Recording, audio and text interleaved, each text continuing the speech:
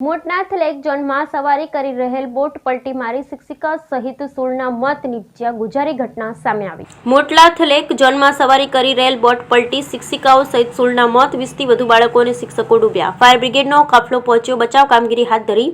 લોકોના મનોરંજન માટે કોર્પોરેશન દ્વારા શરૂ કરાયેલ મોટનાથ લેક ઝોનમાં બોટમાં સવારી કરી રહેલા 20થી વધુ શાળાના બાળકો અને શિક્ષકો ભરેલી બોટ પલટી ખાઈ જતા ભારે અફરાતફરી મચી ગઈ।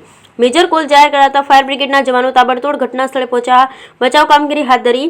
હાલ શિક્ષિકાઓ અને બાળકો સહિત 16ના મોત નીપજ્યા હોવાની પ્રાથમિક માહિતી મળી છે। વડોદરા શહેરના હરણી વિસ્તારમાં આવેલ મોટનાથ ખાતે કોર્પોરેશન દ્વારા શરૂ કરવામાં આવેલ લેક ઝોનમાં મોટી હોનારત થઈ છે। સ્કૂલના 20થી વધુ બાળકો શિક્ષકો ભરેલી બોટ પલટી ખાઈ જતા તંત્ર દોડતું થયું। તળાવ ખાતે લોકોના ટોળા ઉમટી પડ્યા। તાબડતોડ ફાયર બ્રિગેડના જવાનો સ્થળ પર પહોંચ્યા, બચાવ કામગીરી હાથ ધરી। જ્યારે આ ઘટનામાં બાળકો અને શિક્ષિકાઓ સહિત 16ના મોત થયા છે।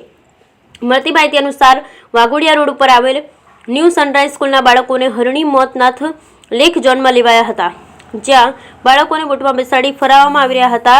આ દરમિયાન એકાએક બોટ પલટી ખાઈ જતા 20થી વધુ બાળકો અને શિક્ષિકાઓ ડૂબી ગયા હતા અને બુમરાણ મચતા જ સ્થળ પર લોકોના ટોળા ઉમટી પડ્યા છે।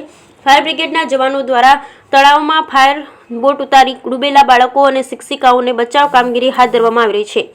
હાલ શિક્ષિકા અને બાળકો સહિત કુલ મૃત્યુઆંક 16નો મોત થયા છે। જ્યારે બીજી તરફ ઘટનાની જાણ થતાં જ પરિવારજનો પણ લેક ઝોન તેમજ સયાજી હોસ્પિટલ ખાતે ઉમટી પડ્યા છે।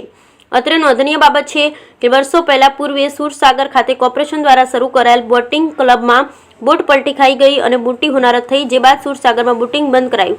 જે ઘટનાના લાંબો વર્ષ બાદ પુનઃ સુરસાગરમાં બોટિંગ ક્લબ શરૂ કરાયું। તે વખતે પણ મહિલા કોર્પોરેટર અને પૂર્વ ડેપ્યુટી મેયર તળાવમાં ખાબક્યા।